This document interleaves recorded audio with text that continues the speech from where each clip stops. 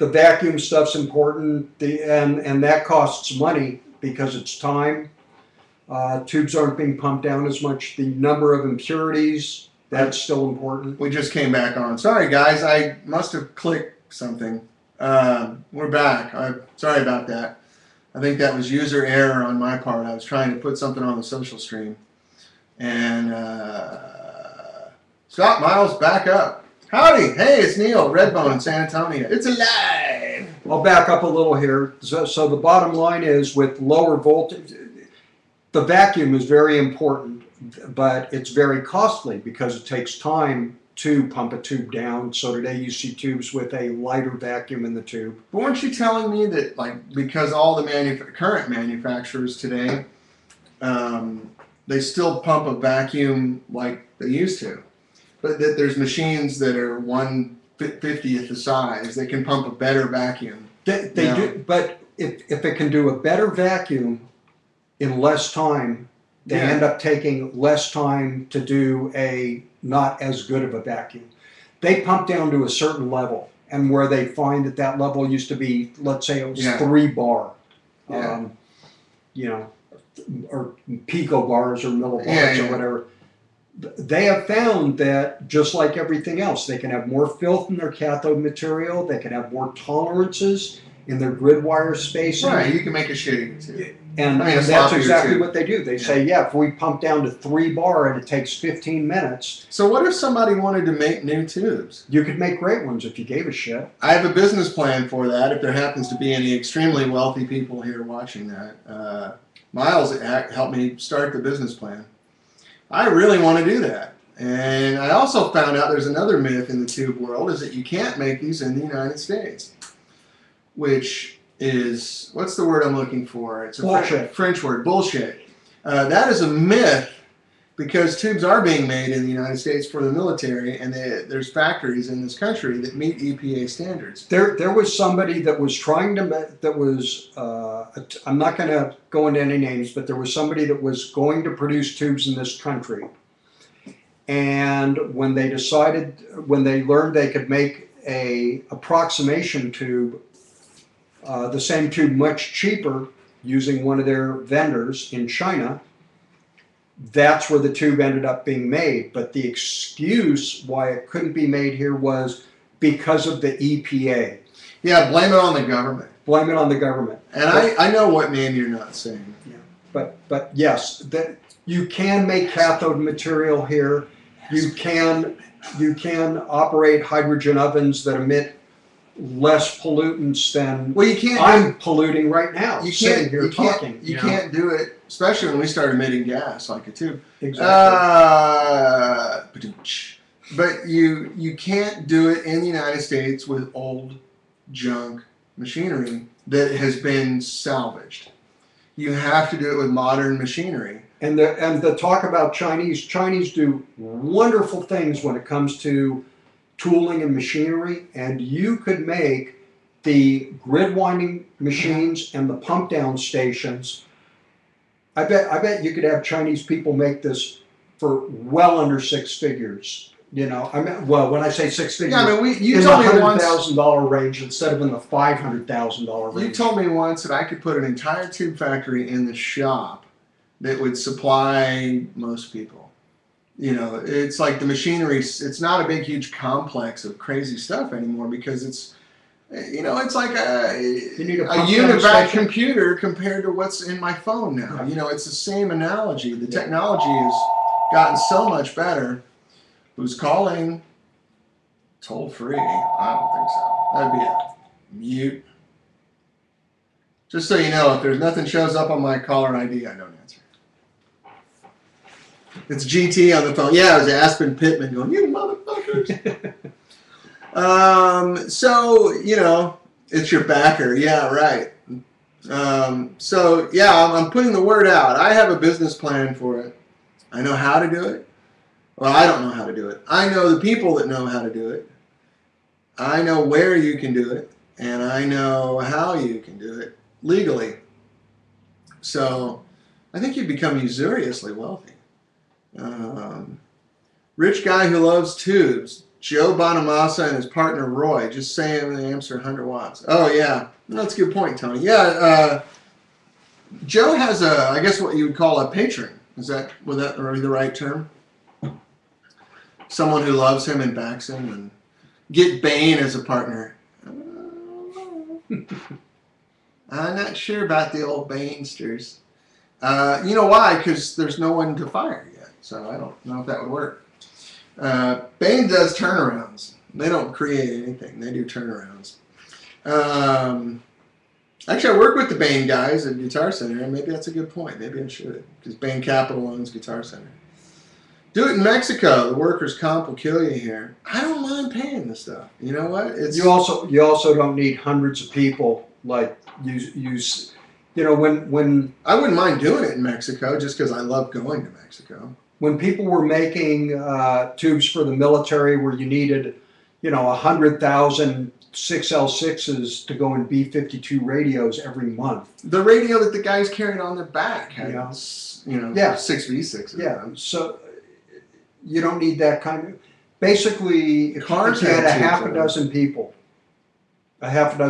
could do some pretty decent tube production. And you also don't have to make everything under the sun. I think if you made a great 12AX7, which is how the Blackburn Resurrection, they were making a 12AT7 and we beta tested that for them. Yeah, it was a good tube, even though it looked like it was homemade, but it sounded great. Yeah, they were on the right track. Mexican women alone are worth the danger. Josh, talking to you, babe. What about the plastic around it? Is it smart to take it off? I'm not sure what you're asking there, L. Stein said. NASA uses nanotubes. Yeah, well, I can show you some old tubes. I have them here in my desk. This is a military grade tube made by a factory in the United States. This is Nonex. It's not glass. And I mean, look at this. What kind of tube would you guess that is? Look at the plate construction. Look at the spacers inside. This base is made out of porcelain. It's not plastic. It's hard as a rock. That's a 6L6. I mean, if you can see that, that's an extremely well-made tube. This is made in the United States. 10 years ago. Legally. So it's doable. All these myths about, blah, blah, blah. Okay, we'll go over to amp talk here. When will the new prototype be ready for sale? We're shooting for November. We always like to release them a little bit before NAMM, so that, because we go to NAMM, we get a lot of orders. And usually when we go to NAMM, we're booked until May, at least, working our butts off. So if I don't release them a little bit early, then it's just everyone's waiting. So I start to bleed them out. You probably could count on a Thanksgiving delivery if you wanted to. On October 1st, or first week of October, we'll announce the price. Yeah, the price will be pretty much the same as the producer, I think. We'll announce the price, and then you can start pre-ordering them from your dealers or from Musician's Friend or Sam Ash. We started working with the large retailers in the smaller markets where there weren't dealers, and they've done a great job for us. And to my big surprise, I thought it was going to be a big problem for a lot of my dealers, and most of them are telling me, A, they haven't seen any impact whatsoever, and B, they're actually getting more traffic for our gear because the Musician's Friend catalog goes to 1 million people a month.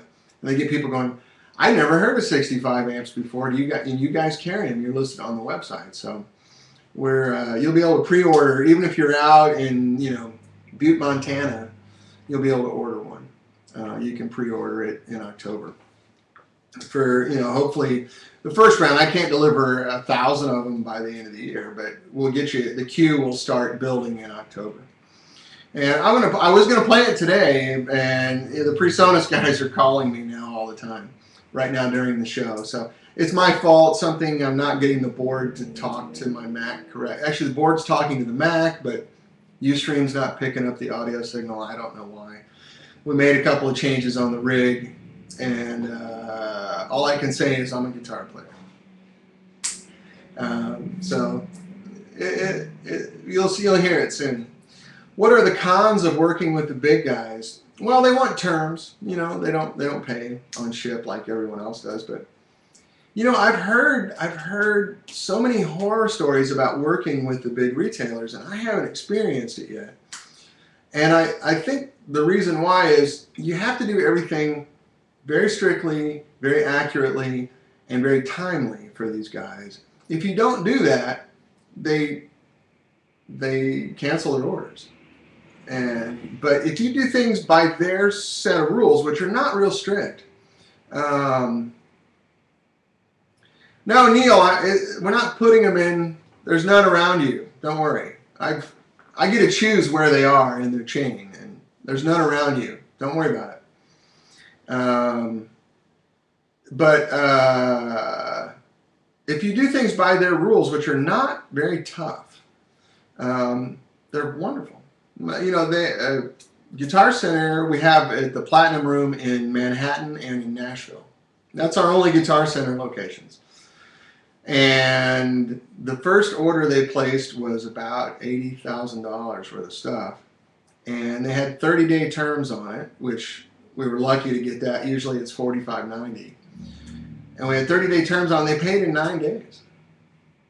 It's like, you know, if I had 10 dealers that placed orders that big and paid in 9 days, I would not be wearing an old tie-dye t-shirt on this show. I can just tell you.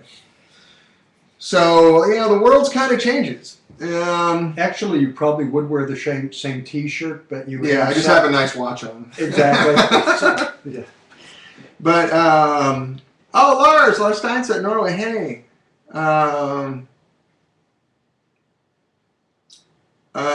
get to your question here in just a second. So the world's changing. You know, independent dealers have been hammered by the recession, and they just can't stock stuff, and they can't move stuff as well as they did before. That is the place to go if you want the best service and you want the best attention to detail, and you want to get personal treatment, and you want guys that are going to listen to you and ask you what kind of music you play and do all that stuff. Go to an independent dealer. But if you're in a remote area where you can't get out to play gear, you know, people want to buy boutique amps, but they want to play them first. So when I have, you know, one dealer in a state, most of that state can't get around to hear the amp, so I'm just missing a ton of business. But it turns out it's actually helping our independent dealers because it's increasing our market presence dramatically. So this is Neil at Redbone Guitars in San Antonio. Hammered, is that the right word, Neil? Hammered. I mean, every independent dealer I know, you know, banks don't work with you anymore. The velocity of money going through the economy is slow. And I used to work in a music store. I've worked in an independent music store, and I've worked in a large music store. And independent dealers, those guys are barely making a living. So when you go there and try to hammer them on a price, they're really just saying, okay, you know what, I'm going to eat McDonald's instead of somewhere else. They don't make a lot of money. And most of those guys are doing it because it's a labor of love for them. And so they just don't have a lot of wiggle room. And it's hurt them. And I wish it wasn't the case. But it is what it is. So I have to balance that with the fact that I have 2 little children that I have to feed. And I got to make a mortgage payment, and I got to do all these other things. So I can't walk away from any business. It's not that we're selling out. I mean, I get to pick and choose where we are. And so we don't put them in guitar centers where there's any dealers around. With any of our big retailers, we don't. If I have a dealer close, we don't do it. Like, for example, the GC guys have 3 guitar centers in LA, and in the LA area, I think they have 7. And we're not in any of those because I have True Tone Music in Santa Monica. And, you know, every conversation I have with the GC guys, they say, we really want to do Sunset Boulevard, you know, the Platinum Room in Hollywood. It's their premier store. And it would probably be a ton of business for me. But I have True Tone that does a great amount of business for me as well. And I'm loyal to my guys. So we're trying to balance it the best we can. Okay, so Lars, there's plastic around the tubes delivered in my Empire amp There's a little bit of tube noise. What about removing the plastic? Well, the plastic is there to keep the mic. It's a heat shrink. It's a rubber heat shrink that's on there, and that's to reduce microphonics. You can take it off and see it. It shouldn't change the noise. If you're getting noise, you probably have a tube that's not happy. Also, if you do take that off, which you could just take an X-Acto knife and take a slit along the side and pull it off. Just slice it down the side. And if you discover that all of a sudden the tube is a little more rattly or something, you can take conventional rubber bands. You don't want to do this on power tube, but on a preamp tube, take a couple of rubber bands and put it on the tube. Or just go to the hardware store and get heat shrink for $1. Yeah. Or in your case, 7 kroner, and put it back on. It's no problem. It's 1-inch heat shrink. That's what we use. So,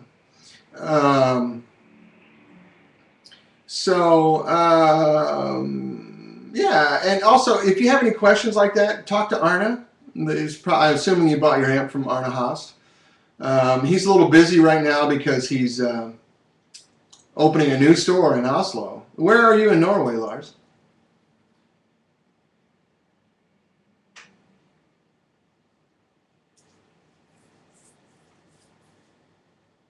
Costa Martins. So Stavanger, okay.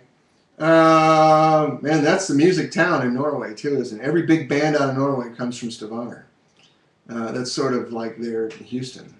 It's a big port city, big trade city. Yeah, I know where Stavanger is. Actually, I have a really good friend of mine who lives in my neighborhood who's a music producer who's from Stavanger, a guy named Boots Odestad. He was in a band called, it's like a pop band in the late 80s, early 90s from Norway called Getaway People. And now I do session work for him. And all he talks about is Stavanger. But I've been to Norway a few times, and every band I meet comes from Stavanger. That's crazy. By the way, is Lars Haugen coming soon? Yeah, he's going to be here in September. And he's going to do the show at least once, hopefully twice with me. And so I'll have Lars show off the prototype, which is not fair, because when you hear Lars Haugen play, everyone's going to buy one. Maybe I should think about that. Yeah, I'm really excited to have Lars here. And since we have Norwegians on here, I'll say his name correctly, Lars Håvard. I won't say it with the anglicized version. So Lars Håvard's going to be here. Larry Howard, I think, is what that translates to in English. Lars Håvard. And we'll have Larry Howard on, and you're going to be astonished at how well this guy plays. And you're also going to be completely humbled by how nice of a person he is. He's what I would call an exemplary person. You walk away from hanging out with Lars going, I need to be more like that. You learn something. He's just such a gentleman and such a sweet, sweet, humble guy. And then he plays guitar like God. You know, not only is he fast, you see a lot of guys always really fast, but he's not really musical. You see guys that are really musical, but they're not really fast. This guy has it all. He's astonishing. And if you give him any compliments, he goes, oh gosh, stop, And Lars Steinset says, like all Lars. Yes, of course. I'm assuming you're the same way, Lars. I mean, you are from Stavanger, and your name is Lars. So, you folks in Norway almost got to see Lars at a Brad Paisley concert, but oh God, we shouldn't tell that story. No. We should. No, that's not good. That didn't work out. Yeah, the Hellbillies were going to warm up for. No, it wasn't the Hellbillies. It was the Hellbillies. I thought it might have been Lars' solo band, The Truth. But Lars is out here mixing and mastering the Hellbillies' new record. And I've heard spy tracks off of it, and it's in English. And it's really, really good. So hopefully that'll crack them into a bigger market. Lars Steinset, you could help me out here, but when I go to Norway and I walk down the street with Lars or Aslak Haugen, it's like walking down the street with Paul McCartney. We have to go out and eat dinner at midnight and they have to sneak in the back door of the restaurants because these guys are just huge rock stars in Norway. And because they sing in Norwegian, they also sing in a Norwegian dialect from their region of Norway. that it just limits their audience. But the music is so good. I mean, they're like the Tom Petty of Scandinavia. You know, they've had 12 #1 records over 20 years or something. You know, it's just insane. You know, last time I was there, I drove out to their recording studio, which is about 20 minutes outside of Oslo. And we're in Aslag's car, and he's got like a little Audi station wagon, and or estate car, as you call it in Europe. And we're driving on the freeway in Norway, and all of a sudden we hear, and there's this lady with the Hellbillies' latest record holding it up in the window like this, going, hey, and there's a whole family of kids going, hi, and these two guys are like, oh God, they're gonna wreck, you know. So they were so nice, they like pulled over, and we pulled into a gas station, and they signed the record for them because they were really terrified these people were going to kill themselves, you know, because they spotted the Haugen brothers in a car out on the freeway. But that's how nice these guys are. They're just so unbelievably sweet. So we pulled over. I think it was the Shell station actually, and you know, went in and got some coffee, and they're out there signing records and shaking little kids' hands and stuff, and they're just the nicest people. It's really funny. But yeah, just seeing, it was wintertime, you know, this lady with a big fur coat with a furry hood on it, and she's driving the car holding the Hellbillies record up in the window. And we're just going, Jesus Christ, lady, you're going to cause a pileup on the freeway. So I'm hoping that since they're doing stuff in English now, that it'll help them break through. This is really, really nice music. It's really nice. You know, they've been around for 20 years, so it's a little bit more of a medium pace now than fast paced stuff. But it's so well done. And Aslag has a very nice, rich, deep voice that I think you'll find very interesting. I've sat around and played music with these guys and been fortunate enough to, you know, they're fluent in English. They speak better English than most of the people I grew up with in Missouri. And so they sing in English really well. And there's some old video on YouTube of them doing like Dwight Yoakam songs and stuff because they're kind of a country-leaning band. So you guys will be thrilled when he's here. I guarantee it. And I'm really excited. Anyway, Tony, long answer to a short question. Yes, Lars Hobard's going to be here soon, and he's a rock star. I mean, the guy doesn't dress up in costume and put any affectations on. The guy just walks in. He's a guitar god. And it's just who he is. That's what he does. He's been, you know, classically trained musician since he was a little kid, and he plays guitar all day, every day, and he wears the clothes he feels comfortable in, and he looks like a freaking rock star. And he's just that guy. He's very cool. And you've seen him here playing. Just, you know, sitting there playing whatever bullshit chord progression, jamming with idiots. And grab now, let's do it. Yeah. No pretense whatsoever. Get all done and go out for sushi. Yeah. And he thanks you for it. Oh, thank you. That was really fun. Really? But yeah, they're touring right now in Norway. And I think in September when the weather starts to turn there, he's coming over to help. He's mixing the record with David Bianco right here in North Hollywood. So I'm hoping he's actually going to stay at my house a little bit. So, well, anyway, so yeah, this is Different Frank in Atlanta. That's right. You live in Atlanta? No, I always think Atlanta because you fly for Delta. You live in Seattle, right? I was trying out different tubes in my producer, and I've now noticed a very small difference in the channel